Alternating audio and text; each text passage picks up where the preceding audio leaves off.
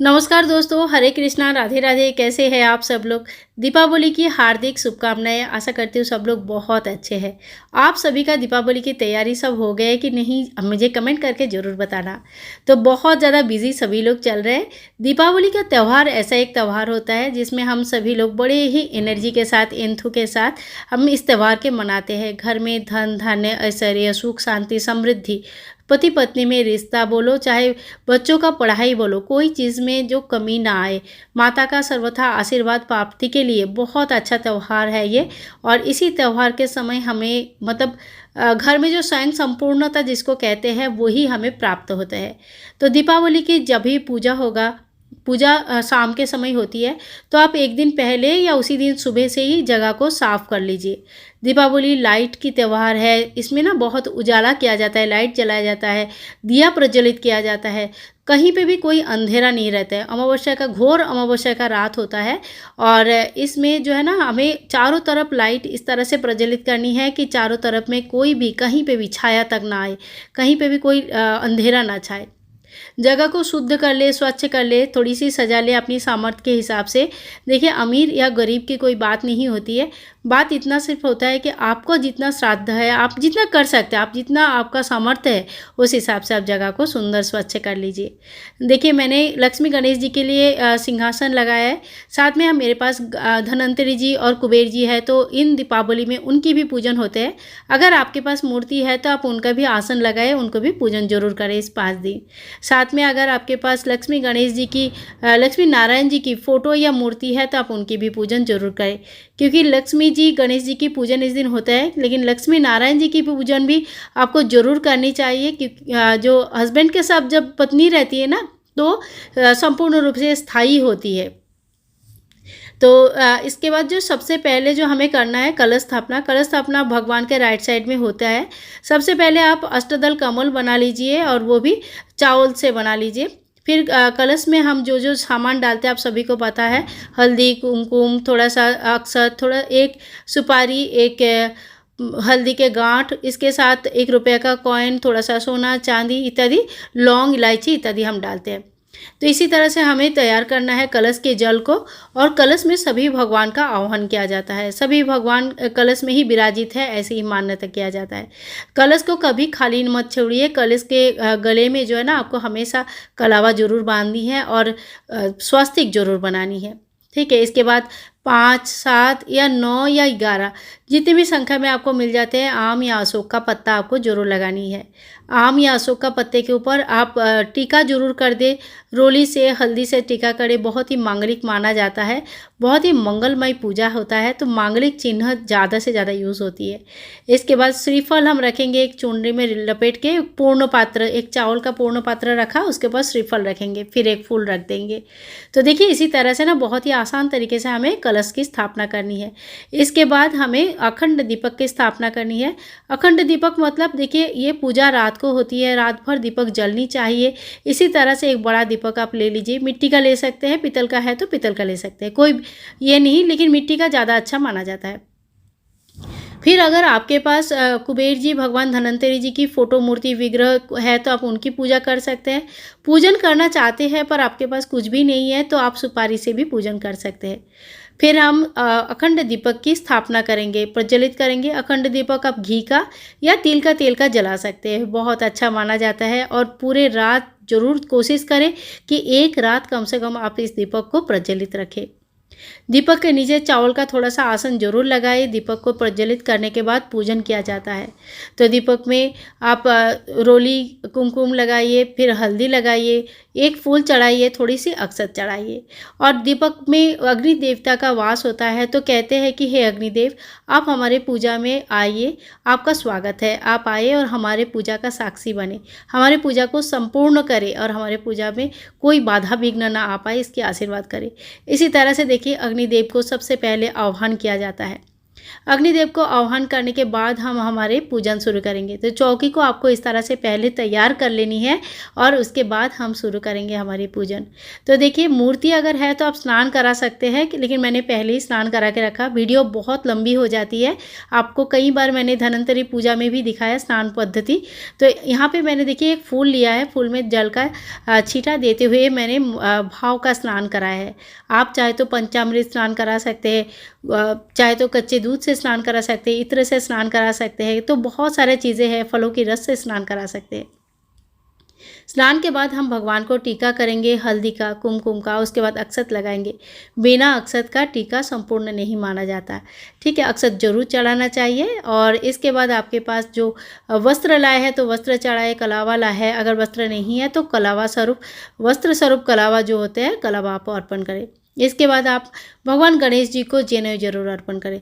अगर सफ़ेद जनेऊ है, जैसे मेरा ये सफ़ेद जनेऊ है, तो इसमें मैं थोड़ी सी हल्दी लगा दिया है, 1 चिमटी, और फिर अर्पण कर किए है। भगवान जी को पीला जनेऊ चढ़ते हैं। माता रानी को हम अभी चुनरी अर्पण करेंगे। जो भी चुनरी नया आप लाए हैं उन माता को जरूर अर्पण करें।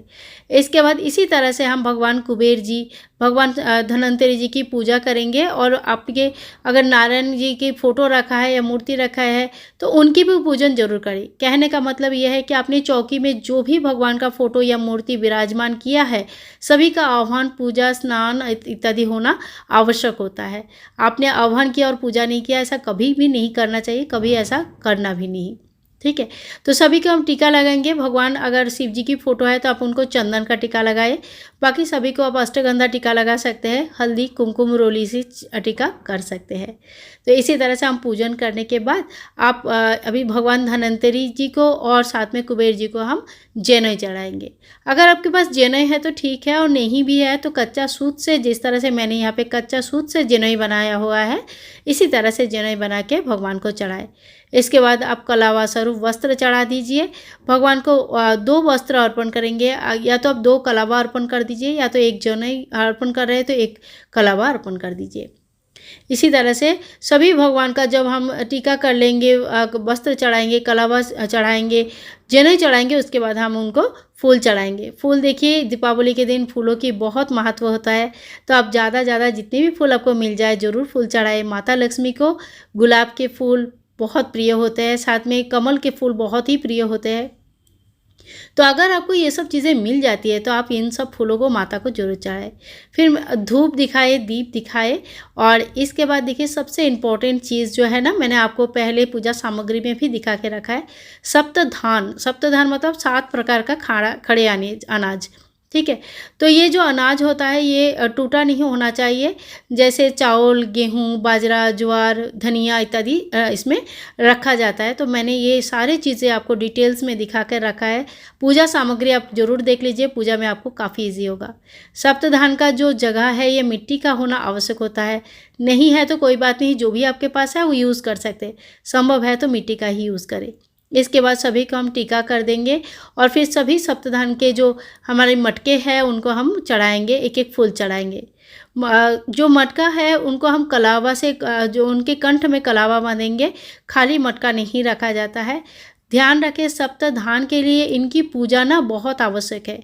धन धान्य घर में हमेशा रहे, घर में कभी खाने पीने का कमी ना हो, हमारी कोई चीज़ की कमी ना हो, इस बात का साक्षी होता है ये सप्तधान। इसीलिए सप्तधान की पूजा बहुत ही मन से, दिल से, ढंग से कीजिए। इसके बाद देखिए, ये है मेरी धन पोटली की सारे धन और धन लक्ष्मी की। इसके भी डिटेल्स वीडियो ऑलरेडी अपलोडेड है, क्या क्या सामान है, कितनी संख्या में है, कब रखना है, कब निकालनी है, हर चीज़ आप लोगों से शेयर किया हुआ है। आप वीडियोस जरूर चेक करें, देख सकते हैं। तो इन धन पोटली की आज की पूजा जरूर किया जाता है। कोई धनतेरस से दिन से ही पूजा करना शुरू करते हैं और पूरा 5 दिन करते हैं। कोई खाली दीपावली के दिन पूजन करते हैं। तो आपके यहाँ पे जैसा भी है, या आप किसी वजह से अगर धनतेरस के दिन पूजा नहीं कर पाए, कोई बात नहीं, दीपावली के दिन आप इनकी स्थापना, पूजा कर सकते हैं। नया अगर बनाना चाहते हैं तो नया भी बना सकते हैं, पुराना अगर है ऑलरेडी तो उनकी पूजन करके उसमें 2-4 चीज़ें जो भी आपको मन करे वो ऐड कर सकते हैं, ठीक है। इसके बाद देखिए पूजन करने के बाद हमने भगवान धन्वंतरि को कुछ जो सामान होता है, आयुर्वेदिक सामान होता है जो हमें डॉक्टर, आयुर्वेदिक के डॉक्टर यूज़ करते हैं ना, इस तरह का कुछ सामान घर में जो आपका अवेलेबल है, किचन में अवेलेबल है, वो सारी चीज़ें भगवान धन्वंतरि को चढ़ाया जाता है। इसके अलावा आप नीम के पत्ते चढ़ा सकते हैं, एलोवेरा चढ़ा सकते हैं। तो जो भी चीज़ है जिसमें आयुर्वेदिक गुण संपन्न सारे सामान जो होते हैं, वो सभी चीज़ें इस दिन चढ़ाया जाता है। फिर देखिए जो भी नया सामान आप लाए हैं, धनतेरस के दिन लाए हैं तो धनतेरस के दिन पूजन आप ज़रूर कर लीजिएगा। और अगर बाय चांस नहीं किया या बाद में ख़रीदे हैं, और अगर आप चाहते हैं तो 5 दिन तक इनको अपनी चौकी में रख के पूजन कर सकते हैं। पीतल के सामान लेना सबसे अच्छा माना जाता है, सोना, चांदी, पीतल इत्यादि। कोशिश करेंगे कि हम लोहा नहीं खरीदेंगे, कोई नोकीला चीज़ें नहीं खरीदेंगे, काटने वाले चीज़ें नहीं खरीदेंगे। तो ये सब चीज़ें ऑलरेडी आप लोगों के साथ शेयर किया हुआ है। सामान की पूजन आपको ज़रूर करनी है। जल के छींटा मारते हुए इनको शुद्धिकरण कराने के बाद हम टीका करेंगे, और इसी तरह से सारी चीज़ों का हम पूजन करेंगे कि हे भगवान, हमारे घर में हमेशा बरकत रहे, कभी कोई चीज़ की कमी ना हो। हर साल हम इससे भी अच्छे चीज़ें आपके लिए ले आ पाए, हमारे घर की बरकत इतना हो जाए। इसके बाद देखिए एक सुपारी, एक लौंग, एक इलायची, एक बतासा, थोड़ा सा मिश्री, एक पान के पत्ते में रख के माँ लक्ष्मी को भोग चढ़ाया जाता है। कहते हैं कि ऐसे करके अगर आप भोग चढ़ाते हो तो आपकी सभी प्रकार का मनोकामनाएं पूर्ण होते हैं, घर में सुख शांति समृद्धि रहती है। देखिए लक्ष्मी पूजन का मतलब कतई ये नहीं होता है कि घर में से पैसे आना, सुख शांति होना भी बहुत आवश्यक होता है। इसके बाद देखिए खील बतासा का भोग चढ़ाया जाता है। 5 प्रकार के फलों का भोग चढ़ाया जाता है। अगर एक ही फल मिले तो उसी 5 चढ़ा दीजिए, और अगर 5 अलग अलग मिले तो 5 अलग अलग फल चढ़ा सकते हैं। सीताफल बहुत प्रिय होता है तो आप चाहे तो सीताफल की भोग भी चढ़ा सकते हैं।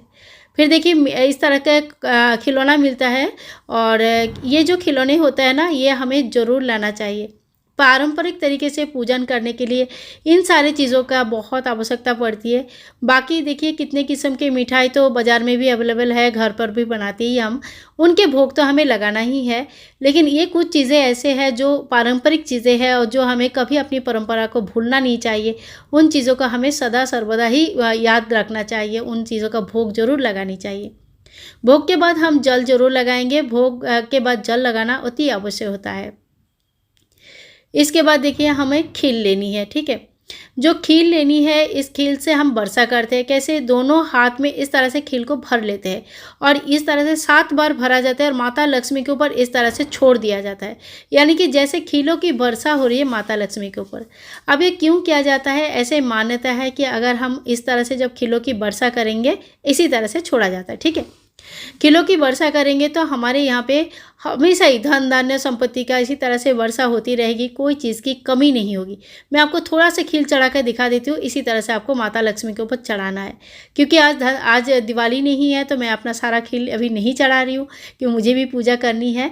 तो देखिए इसी तरह से हमको चढ़ाना है, और भोग प्रसाद स्वरूप इसी खील बतासों को सभी के ऊपर के बांट दिया जाता है। फिर हम कर लेंगे आरती, और बहुत जगह पे माता लक्ष्मी की आरती नहीं किया जाता है, हाथ नहीं जोड़ा जाता है। आप अपने घर का नियम पूछ लीजिए बड़ों से, अगर आरती किया जाता है तो ज़रूर करें। हमारे यहाँ तो बहुत अच्छे से माता लक्ष्मी की आरती होती है, और हम हाथ जोड़ करके माता लक्ष्मी से क्षमा भी प्रार्थना करते हैं। लेकिन कहते हैं कि लक्ष्मी जी के आगे हाथ खुला रखना चाहिए, ताकि वो जब कुछ दे तो हमारा हाथ में लेने के लिए जगह बने।